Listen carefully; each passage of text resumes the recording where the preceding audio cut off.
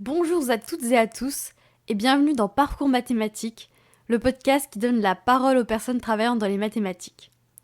Je vous retrouve aujourd'hui pour un épisode un peu spécial. Je vous emmène aujourd'hui à la journée parité qui a eu lieu le 5 juillet à l'université de Jussieu à Paris. L'objectif de cette journée était de discuter des problèmes de parité qui touchent le milieu des mathématiques à travers des conférences et des discussions. Je remercie Indira Chatterjee de m'avoir invité pour réaliser ce podcast. Si vous trouvez le concept de cette journée intéressant, n'hésitez pas à la contacter, elle recherche quelqu'un pour prendre la relève. Vous pouvez laisser un commentaire et vous abonner pour soutenir le podcast. Vous pouvez aussi vous abonner au compte Instagram du podcast qui s'appelle Parcours Math Podcast pour découvrir les coulisses du podcast. Bonne écoute!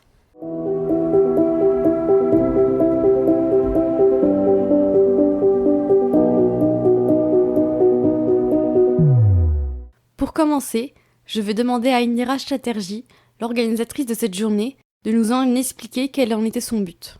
Eh bien, c'est une très bonne question. Donc, c'est une journée qui a été lancée, je crois, en 2010 ou 2011 par Barbara Shapira et d'autres matheuses. Et elles ont fait 2 éditions. Et après, elles ne voulaient plus faire et j'ai repris. Et donc, c'est une journée qui vise un peu à faire le point de la situation des femmes en maths en France. Voilà, on fait le point, on essaye de faire le point régulièrement. Moi, les buts que j'ai, surtout, c'est social pour que les gens se connaissent, discutent un petit peu et qu'on n'oublie pas que finalement, on a un problème de parité en maths. Et voilà, c'est pour expliquer qu'on a toujours ce problème et pour qu'on ne l'oublie pas. Et je voulais peut-être pointer que dans une des premières journées, il y a eu une vraie avancée. C'est-à-dire qu'avant ça, il y avait, les femmes qui accouchaient avaient un congé maternité qui dépendait de la période de l'année à laquelle elles accouchaient. À une des premières journées parité, elles ont réussi à uniformiser ça et à faire qu'une femme qui a un enfant a 50% de décharge, peu importe quand est-ce qu'elle accouche. Donc ça, c'était une vraie avancée de laquelle j'ai profité directement. Bon, maintenant, je pense qu'on devrait peut-être essayer de trouver des petits problèmes concrets à attaquer. On ne l'a pas fait ces dernières années, mais bon, j'espère qu'on fait quand même avancer un petit peu les choses ou au moins on évite qu'elles reculent. Ça m'a fait plaisir de voir ces initiatives qui visent à disséminer le plus de maths possible et j'espère que je leur ai donné de l'énergie avec la journée d'en faire encore plus. Et j'espère que ça va marcher, que les gens s'amusent à ces rencontres de matheuses. La première conférence de cette journée était animée par Laurence Broz, qui a dressé la situation des femmes en mathématiques en nous rappelant les principaux chiffres. Alors le chiffre central, à mon avis, c'est qu'il y a 40% de femmes à l'université dans l'ensemble des disciplines. Et en mathématiques, c'est 2 fois moins puisqu'on est à 22%. Et ce qui est très inquiétant, c'est que ce chiffre est désespérément stable, c'est-à-dire qu'on est autour de 20% depuis 20-30 ans sans avoir l'impression que quoi qu'on fasse, on arrive à modifier cette situation. D'accord. Et selon vous, qu'est-ce qui pourrait expliquer en partie ces chiffres ? Alors donc au niveau des 40% pour l'ensemble des disciplines, c'est un chiffre qui a progressé régulièrement depuis 30 ans. Et donc là, on a assisté à une féminisation progressive de l'ensemble des disciplines, sauf certaines disciplines scientifiques qui sont plus résistantes que d'autres. Alors ça s'explique par beaucoup de choses. En mathématiques, on souligne souvent le problème qui est venu de la mixité des écoles normales supérieures. Donc jusqu'en 86, les écoles normales supérieures étaient non mixtes. Il y avait des écoles de filles et des écoles de garçons, ce qui fait que de fait, il y avait un nombre de places qui était assuré pour les filles et un nombre de places assuré pour les garçons. Une fois que les écoles sont devenues mixtes, eh bien, à ce moment-là, on a vu la disparition des filles qui ont peut-être eu peur du concours ou qui n'ont plus voulu se tourner vers ces études. Et donc, ces femmes qui faisaient un vivier pour les enseignantes chercheuses, eh bien, ont progressivement disparu. Et donc, les femmes ont disparu aussi des postes universitaires progressivement, les plus anciennes prenant leur retraite et n'étant pas remplacées. Et on notait aussi une différence entre les mathématiques pures et les mathématiques appliquées où la situation était un peu différente. Est-ce que vous pouvez nous en dire un petit peu plus ? Alors dans les mathématiques appliquées, il y a des domaines pour lesquels on a eu des besoins beaucoup plus forts qu'en mathématiques fondamentales. Au moment où où sont arrivés les grands plans de démocratisation des universités, notamment parce qu'on y enseignait les statistiques pour les autres disciplines ou les mathématiques pour les biologistes, etc. Et donc ça a créé un besoin et donc il y avait des postes et il y avait une pression moins forte et je pense que c'est ce qui fait en partie que les femmes ont pu trouver plus facilement de l'emploi dans ce secteur disciplinaire. Il y a le fait aussi que historiquement, quand on regarde l'histoire de la formation scientifique des filles, eh bien, on considérait que faire des sciences pures, des sciences théoriques, c'était trop fatigant pour les filles, que leur cerveau n'allait pas y résister. En revanche, les mathématiques appliquées étaient utiles pour gérer le ménage, pour apprendre l'hygiène, pour apprendre des tas de choses utiles pour bien gérer son ménage. Et là, elles étaient les bienvenues. Elles avaient une formation scientifique appliquée minimaliste, mais quand même qui existait. Donc, elles se sont plus senties à leur place dans ce domaine-là. Vous avez évoqué le repyramidage. De quoi s'agit-il ? Le repyramidage, c'est pas moi qui ai inventé ce mot barbare. Donc en fait, au départ, ça ne concerne pas vraiment les femmes. Donc c'est l'idée que actuellement, si on regarde globalement dans l'ensemble des disciplines, il y a un déficit du pourcentage de professeurs par rapport au pourcentage de maîtres de conférences, donc le grade le plus élevé. Et donc le ministère a souhaité faire augmenter le pourcentage de professeurs dans les disciplines où il y en a le moins. Mais donc nous, ce que je souhaite, c'est qu'on regarde à améliorer la situation des professeurs là où il y a un gros déficit de femmes professeurs. Et donc là, il y a certaines disciplines dans lesquelles il y a un déficit terrible, et notamment en mathématiques, on manque beaucoup de femmes professeurs et par rapport aux critères de pyramidage, beaucoup moins d'hommes. Je veux maintenant laisser Clémence Perronnet, sociologue, nous expliquer ses études sur le rapport aux sciences. Première question, comment fait-on une étude sociologique ? La sociologie, c'est une discipline scientifique qui cherche à comprendre, à expliciter ce qui se passe dans le monde social. Alors c'est une discipline qui fonctionne de plusieurs façons. Il y a plusieurs manières de mener une enquête sociologique selon les questions qu'on se pose et puis selon les moyens qu'on peut mettre en œuvre pour y répondre. En général, on fait deux grands types d'enquêtes. On peut faire des enquêtes quantitatives dans lesquelles on va essayer d'enquêter un très grand nombre de personnes, par exemple, pour essayer de comprendre des phénomènes qui peuvent avoir une représentation statistique. Donc on va recueillir très peu de données, mais sur un très grand nombre de personnes, et en général on fait ça quand on est en train d'essayer d'identifier les causes des phénomènes. Et puis il y a une autre façon de faire de l'enquête sociologique qui va porter sur un plus petit nombre de personnes, mais pour qui on va recueillir beaucoup plus d'informations, une beaucoup plus grande masse de données. C'est ce qu'on appelle l'enquête qualitative. Et là, l'idée est moins d'identifier des grandes causes ou des grandes lois sociales que de comprendre ce qui se passe. En fait, vraiment de donner du sens au monde social. Donc on peut travailler comme ça en même temps avec une approche quantitative et puis une approche qualitative où on peut faire soit l'un, soit l'autre et puis ensuite comparer ce qu'on a fait à d'autres travaux. Donc là, pour ce dont je vais parler, c'est-à-dire pour mes travaux sur les rapports aux sciences, moi j'ai surtout travaillé avec une méthodologie qualitative.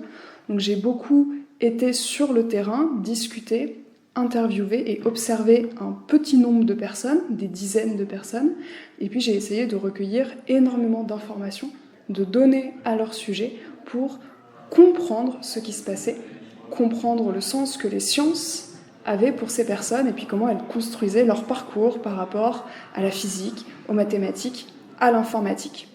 Concrètement, je vais parler à présent d'une enquête qualitative que j'ai menée sur les rapports aux sciences et pendant laquelle j'ai travaillé en faisant des entretiens et en faisant de l'observation. Donc côté entretien, j'ai interviewé une 50aine d'enfants 2 fois. Une première fois quand ils étaient au CM2 et puis une deuxième fois quand ils étaient en 5e. À chaque fois, je les ai vus individuellement pendant entre 40 minutes et 2 heures. Et puis, je leur ai posé plein de questions sur eux, sur leur famille, sur la façon dont ils vivaient à la maison, sur la façon dont ils vivaient l'école. Et puis sur leur rapport aux sciences, est-ce qu'ils aimaient ça, quel goût ils avaient, comment est-ce qu'ils pratiquaient les sciences. Donc j'ai interrogé ces enfants 2 fois, et puis pour avoir davantage de contexte, j'ai aussi interrogé des adultes, des professeurs, des animateurs et des animatrices scientifiques, et puis des parents. Et en parallèle, j'ai travaillé en observant les mêmes enfants et leurs camarades en classe pendant qu'ils faisaient des ateliers de sciences. Donc ça m'a permis de recueillir des discours et puis des pratiques autour des sciences. Donc une enquête longue, une enquête de détails pour essayer de vraiment comprendre ce qui se jouait pour les individus. Alors le point de départ de nos enquêtes qui interrogent les rapports de genre, les rapports entre filles, garçons et hommes-femmes dans les sciences, c'est un constat. On constate que les filles et puis les femmes, elles sont très sous-représentées dans les sciences, donc dans les études scientifiques, et puis ensuite dans les carrières scientifiques. Il y a beaucoup moins de filles que de garçons, de femmes que d'hommes, dès la fin des études secondaires. En fait, les écarts, ils commencent à se creuser quand il s'agit de choisir des enseignements au moment du lycée, quand on propose aux élèves de choisir des enseignements scientifiques ou non scientifiques, donc dans les humanités, dans l'économie, etc. Eh bien, des écarts commencent à apparaître entre filles et garçons.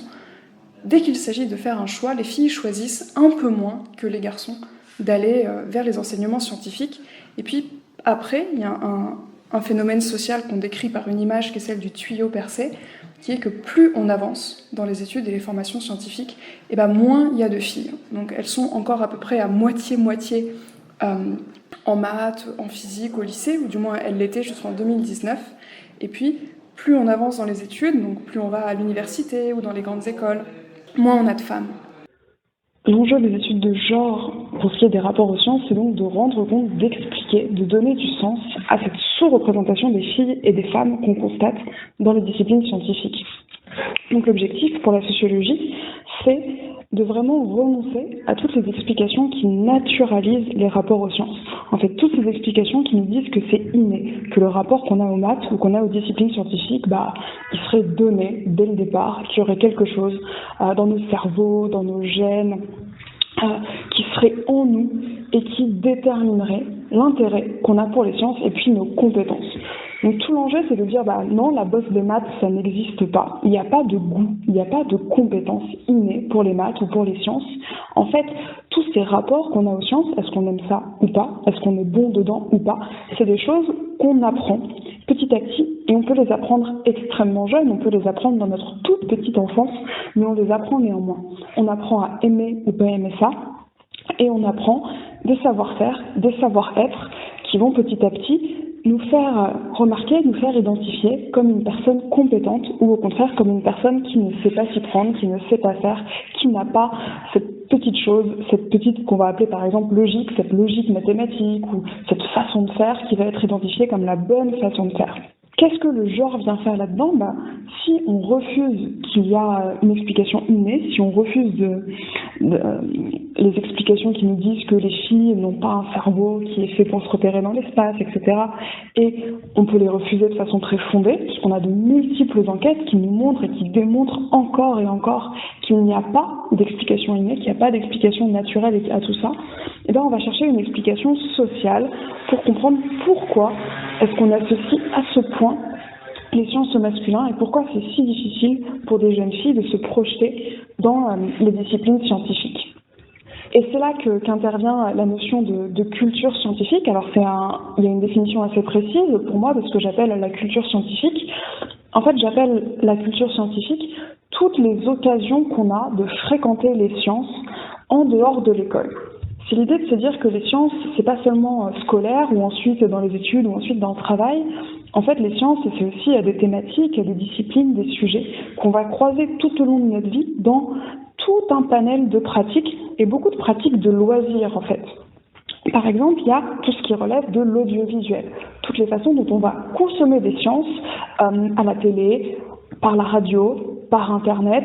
Alors ça peut être aller voir une vidéo, ça peut être écouter un podcast, ça peut être aller dans une communauté en ligne pour discuter de sciences. Donc il y a toute cette partie audiovisuelle de la consommation scientifique.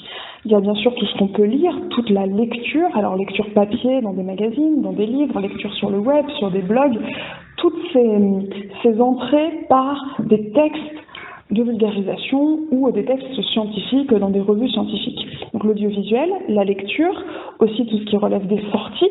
Est-ce qu'on va aller dans des musées scientifiques, visiter des expositions ? Est-ce qu'on va aller visiter des lieux scientifiques comme des laboratoires ou comme des centres de robotique ou d'informatique ? Il y a tout ce qui est aussi la pratique ludique, tous les jeux, tous les jouets qu'on a quand on est plus petit ou des activités en club qu'on a quand on est plus grand ou plus grande. Bref, toutes les occasions qu'on peut avoir de fréquenter les sciences en dehors de l'école par tous les objets qui nous entourent. L'idée, c'est que toutes ces fréquentations des sciences, eh bien, elles vont participer à forger le rapport qu'on peut avoir à ces disciplines parce qu'elles vont progressivement construire un imaginaire de ce que c'est que les sciences et puis de ce que c'est que les scientifiques, ces personnes qui pratiquent les sciences.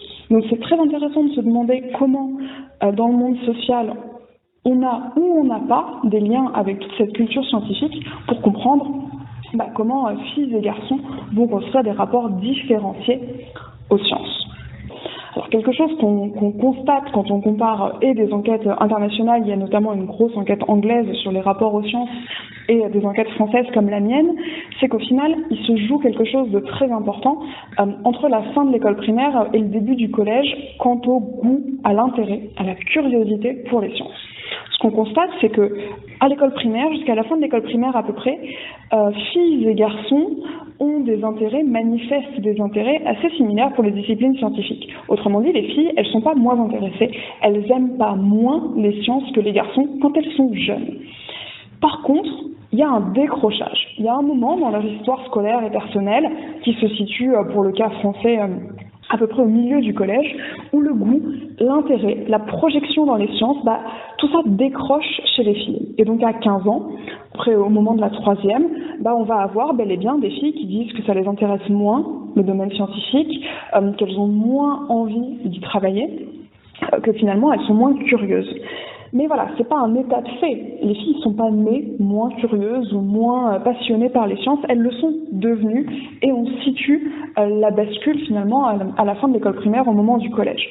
Alors il y a beaucoup d'explications, c'est toujours des phénomènes très complexes. Le problème, c'est un véritable problème, le problème de la place des filles en sciences, c'est difficile de l'expliquer en 2 minutes, quoi. C'est un problème qui est aussi complexe et qui prend en compte autant de données qu'un problème mathématique complexe. Si on veut tirer quelques pistes ou donner quelques explications, il faudrait regarder ce qui se passe du côté de la famille, il faudrait regarder ce qui se passe du côté de l'école et puis ce qui se passe du côté donc des pratiques culturelles scientifiques dont je parlais juste avant. Ce qu'on sait de cette période entre l'école primaire et le collège qui est déterminante, c'est que en fait beaucoup de choses se passent en même temps. Le passage de l'école primaire au collège, c'est par exemple un moment où les rôles de genre, qu'est-ce que c'est qu'être une fille, qu'est-ce que c'est qu'être un garçon, vont prendre beaucoup d'importance. Notamment parce que la vie entre copains-copines, la vie entre pairs, va prendre aussi beaucoup d'importance. C'est la préadolescence, c'est un moment où petit à petit, filles et garçons s'éloignent un petit peu du cercle familial, qui pourtant pèse beaucoup, et vont vivre de plus en plus entre jeunes. C'est aussi un moment où on apprend très fortement ce qu'on est censé faire, ce qu'on est censé penser, ce qu'on est censé dire, si on veut être une petite fille normale ou un petit garçon normal, et ensuite surtout une jeune fille, une jeune femme, un jeune garçon, un jeune homme normal. Et ce sont en fait ces normes qui vont beaucoup peser sur la construction des jeunes à cet âge-là, et il va y avoir une pression finalement, des injonctions de la part des autres jeunes qui nous entourent à respecter certains critères. Donc pour être une fille correcte ou un vrai garçon, un bon garçon, un garçon correct, certains critères vont devenir de plus en plus forts et ce sont les critères qui correspondent au rôle genré ou aux stéréotypes genrés de notre société.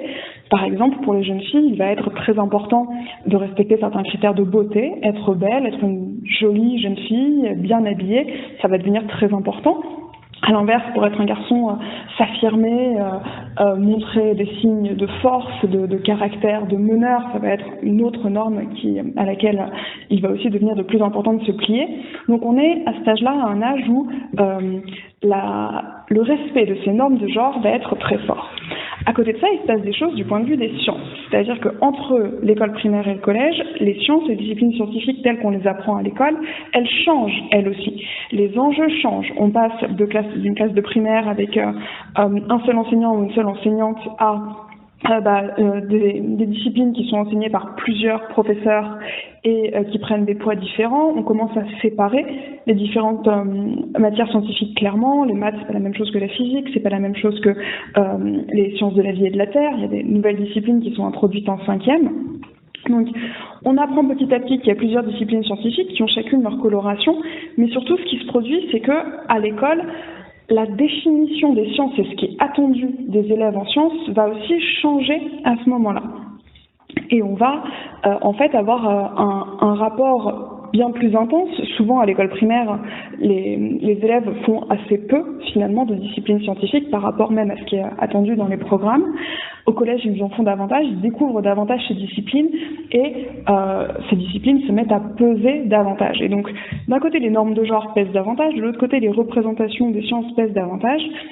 Et si ça joue un rôle pour le décrochage du goût des filles, c'est parce que plus les filles vont fréquenter les sciences, plus elles vont être au contact d'un imaginaire de représentation de normes qui leur font passer un message très clair, qui est que les sciences sont incompatibles avec la forme de féminité la plus classique, la plus traditionnelle, mais aussi la plus valorisée dans le monde social. Donc on va avoir d'un côté des valeurs, des représentations associées au féminin, de l'autre des valeurs et des représentations associées aux sciences, et plus ça va, plus c'est incompatible. Donc par exemple, du côté du féminin, on va avoir cette injonction faite de respecter certaines normes de beauté, c'est-à-dire de se focaliser aussi sur son apparence corporelle.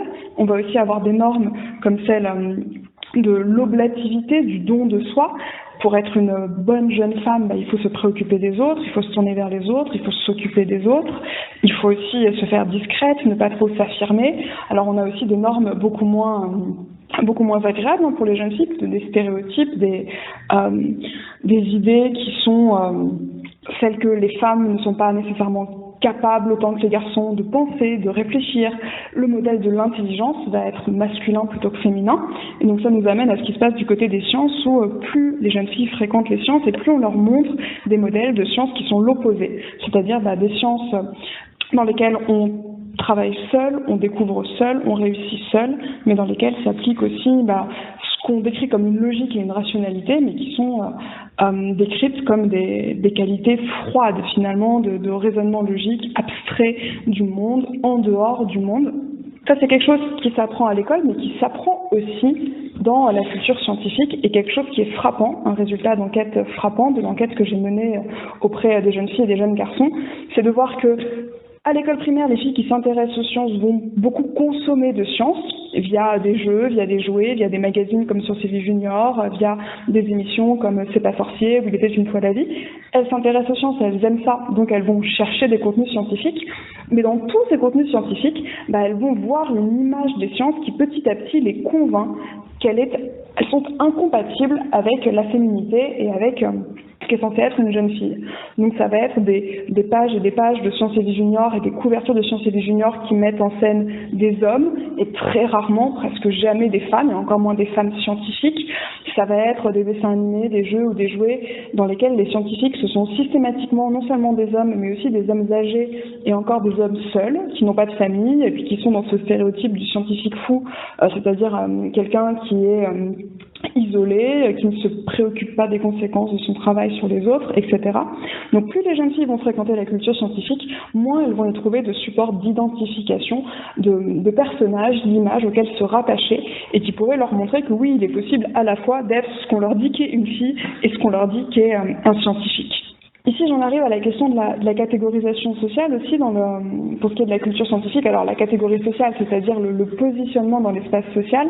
Donc oui, j'ai beaucoup parlé ici des inégalités de genre. Il y a aussi, bien évidemment, des inégalités de classe devant la culture scientifique, puisque tout ce dont je parlais tout à l'heure, c'est-à-dire les livres scientifiques, la lecture scientifique, la consommation audiovisuelle, les sorties, les clubs, etc., ce sont des loisirs culturels, ce sont des pratiques culturelles qui ne sont pas accessibles équitablement à toutes et à tous, car pour y accéder, il faut à minima du temps libre, et puis souvent aussi de l'argent, ne serait-ce que pour pouvoir acheter des magazines, se déplacer pour aller jusqu'à un musée, même s'il est gratuit, se déplacer pour aller jusqu'à un club, etc.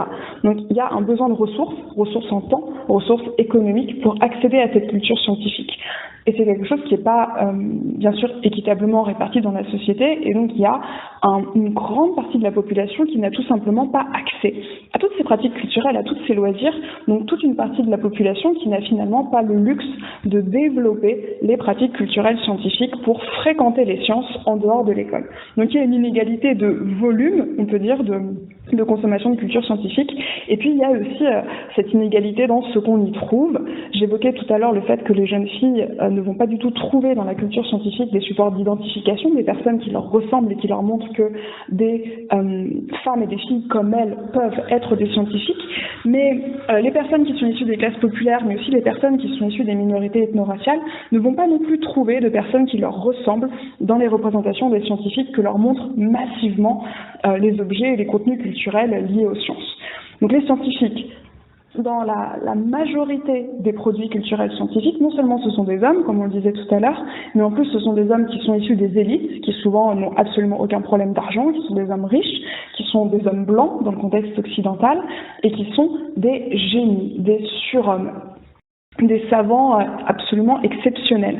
Il y a cette espèce d'extrême des personnages scientifiques et des scientifiques qu'on voit majoritairement dans la culture liée aux sciences.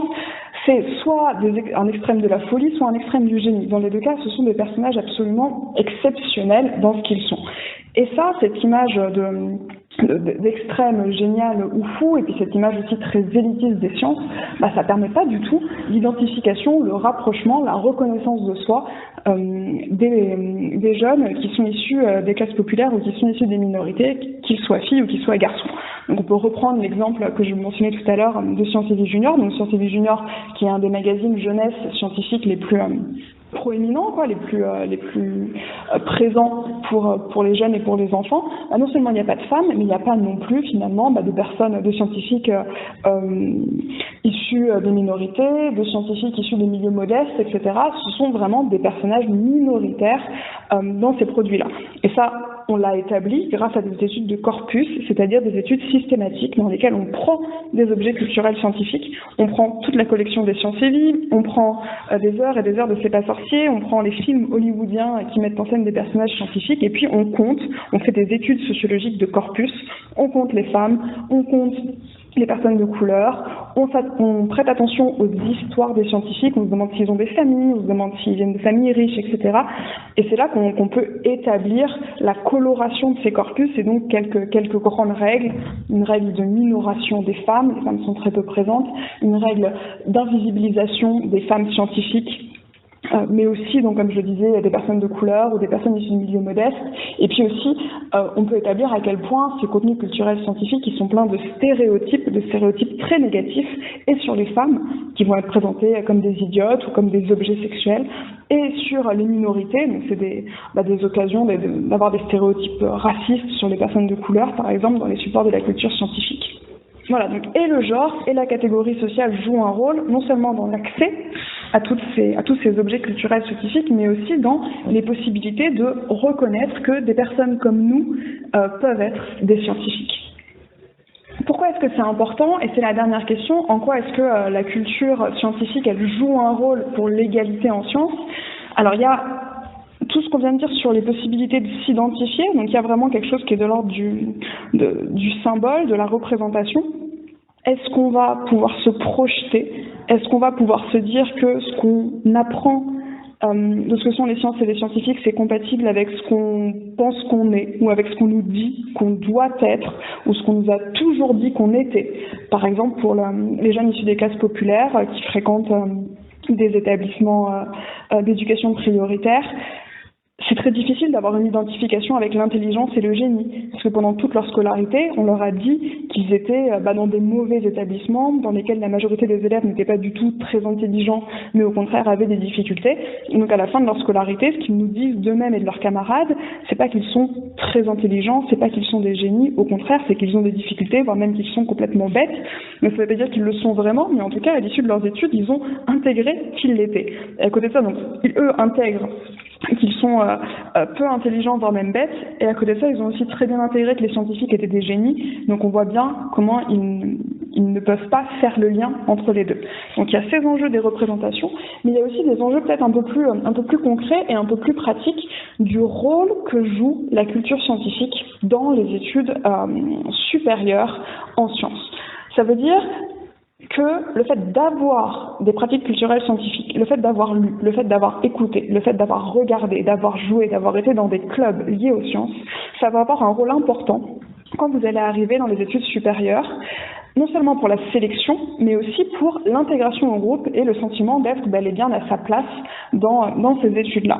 Donc, quand vous arrivez dans une classe préparatoire maths physique pour les grandes écoles, quand vous arrivez dans une fac d'informatique ou d'ingénierie, quand vous arrivez dans une fac d'astronomie ou d'astrophysique, etc., vous allez rencontrer à ce moment-là des gens qui ont une importante culture scientifique, au sens une importante consommation de tous ces produits culturels. Vous allez être en face de personnes qui ont lu les sciences, pratiqué les sciences, vu les sciences.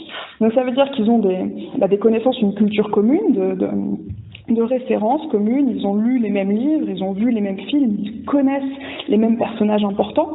Et quand on n'a pas eu ces pratiques culturelles, ces pratiques de loisirs, si on ne connaît pas ces références communes, on se trouve en minorité. C'est plus dur de participer aux discussions, c'est plus dur de se faire valoir et on donne l'impression d'être moins dans le coup, moins compétent, moins passionné, etc. Et c'est quelque chose que rencontrent assez clairement les jeunes filles et les personnes qui sont issues des milieux populaires à leur arrivée dans ces études-là et qui jouent un rôle important. Donc on voit indépendamment de leurs compétences brutes, indépendamment de leur performance scolaire brute ou leur performance étudiante brute, c'est pas seulement est-ce que je peux avoir des bonnes notes, etc., mais c'est est-ce que je peux finalement montrer patte blanche, montrer que j'en fais partie, montrer que je fais partie d'une communauté. Donc ces écarts, ces inégalités devant les pratiques culturelles scientifiques, elles jouent un rôle important pour la possibilité de se sentir bien et de se sentir à sa place ensuite dans les études. Nous avons ensuite eu des exemples d'initiatives pour attirer plus de filles en mathématiques. Pour commencer, Maya Kalani nous expliquera ce que sont les RJMI. Ok, alors les RJMI, donc le rendez-vous des jeunes mathématiciennes et informaticiennes, ça se passe sur un week-end dans un établissement d'enseignement supérieur où en fait on accueille une vingtaine de lycéennes, samedi et dimanche. Donc elles viennent d'elles-mêmes, elles sont motivées pour venir faire ce week-end et elles vont faire des maths et des activités autour des mathématiques, découvrir un peu le monde de la recherche, découvrir le monde de l'enseignement supérieur en maths. Et quel est l'intérêt justement de faire ces journées ? Qu'est-ce que ça apporte ? Alors les journées en fait, elles sont organisées donc, pour montrer, donc c'est une journée qui est réservée donc, aux lycéennes qui sont déjà dans des filières un peu tournées vers les mathématiques et l'informatique, donc des premières terminales qui ont suivi un enseignement de spécialité. Et c'est donc en fait pour leur montrer qu'elles ne sont pas toutes seules finalement à aimer les maths parce qu'il y a très peu de filles dans ces filières, trop peu en tout cas. Et donc c'est l'occasion pour elles de se retrouver en fait dans une classe de maths où il n'y a que des filles, de faire des mathématiques avec que des filles et peut-être de créer de nouveaux modèles et plus tard de pas fermer la possibilité de poursuivre dans ces domaines. D'accord. Et qu'est-ce que vous faites par exemple comme activité ? Alors comme activité, donc, il y a des petits ateliers qu'on organise d'initiation à la recherche qui sont sur un petit thème mathématique informatique où par petits groupes elles essayent de résoudre un problème et à la fin elles viennent présenter ce qu'elles ont fait à la fin du week-end. Il y a aussi des conférences de chercheuses qui expliquent un peu leur domaine de recherche. Il y a un speed meeting avec des étudiantes qui sont en sciences ou alors des ingénieurs, des chercheuses. Donc les lycéennes peuvent discuter un petit peu pour voir la diversité des parcours. Et il y a aussi une petite discussion autour des inégalités de parité en mathématiques, en informatique, où chacune peut échanger un peu ses expériences et son vécu. Voici maintenant un autre exemple d'initiative avec la Fondation Blaise Pascal. Je vais maintenant demander à Stéphane Gossan de nous expliquer ce que c'est. Oui, donc la Fondation Blaise Pascal est une fondation reconnue d'utilité publique qui est en fait hébergée par la Fondation pour l'Université de Lyon et qui a été fondée par le CNRS, INRIA et l'Université de Lyon. Donc le siège est à Lyon, mais la Fondation Blaise Pascal soutient des actions partout en France en médiation scientifique, en informatique et en mathématiques. Donc médiation scientifique, ça veut dire qu'on essaie porter le message entre la science et le public, et principalement les élèves de la primaire à l'université. D'accord. Et vous organisez aussi des journées filles et mathématiques. Est-ce que vous pouvez expliquer en quoi ça consiste un peu plus précisément ces journées ? Oui, donc une journée se déroule dans un établissement du supérieur. La Fondation Blaise Pascal participe à l'organisation. Ces journées sont organisées, comme ça a été rappelé, par les associations Animat et Femmes et Mathématiques. Et une centaine de filles viennent dans un établissement du supérieur pour découvrir un peu ce qui les attend après les études secondaires et pour montrer aussi qu'elles peuvent se sentir bien dans ces établissements. Elles ont une journée qui se déroule en 5 temps. D'abord un exposé d'une informaticienne ou d'une mathématicienne. Ensuite, il y a un atelier sur les stéréotypes où on essaie d'expliquer un petit peu qu'est-ce que ça veut dire les stéréotypes de sexe et ou de genre. Ensuite, il y a le repas qui est pris en commun pour échanger aussi avec toutes les filles qui viennent d'établissements différents. Et ces filles-là, elles viennent de la 4e, c'est des journées qui s'adressent aux élèves filles de la 4e à la terminale. Et ensuite, dans l'après-midi, il y a un speed meeting avec des rôles modèles, donc des femmes qui ont fait des études scientifiques et qui travaillent soit dans des universités, des établissements supérieurs ou dans des entreprises, après avoir fait des classes prépa par exemple. Et pour finir, il y a une pièce de théâtre forum qui est animée par une troupe qui s'appelle l'Aps Équipe du matin. Et là, les stéréotypes sont montrés via des personnages et ça permet aux filles vraiment de se rendre compte de ce qui leur arrive quand elles le voient arriver à des personnages. Et le théâtre forum, ça veut dire qu'après, les filles participent à rejouer des scènes qu'elles ont trouvées particulièrement choquantes et pour avoir d'autres interprétations ou d'autres réalisations de la scène. Et dans quelle ville ont lieu ces ateliers ? Que dans les grandes villes ou est-ce qu'on peut les retrouver dans des villes, on va dire, plus petites ? Alors l'idée, c'est d'aller vraiment dans un établissement du supérieur. Donc ça peut être un IUT, par exemple, où il y a des IUT dans des villes plus petites. Et effectivement, on essaie de démocratiser. Pour l'instant, on est à une vingtaine de journées par an en France. Donc là, c'est vrai qu'effectivement, pour l'instant, c'est dans des villes assez grandes. Mais on espère arriver dans des villes plus petites, par exemple comme Bourges ou comme Le Havre, où il y a des IUT. Donc voilà, l'idée c'est d'aller vraiment dans des établissements du supérieur pour montrer aux filles qu'elles sont les bienvenues dans ces études supérieures. Merci beaucoup d'avoir écouté ce podcast jusqu'à la fin. N'hésitez pas à laisser un commentaire et à vous abonner pour soutenir le podcast. À très vite sur Parcours Mathématiques.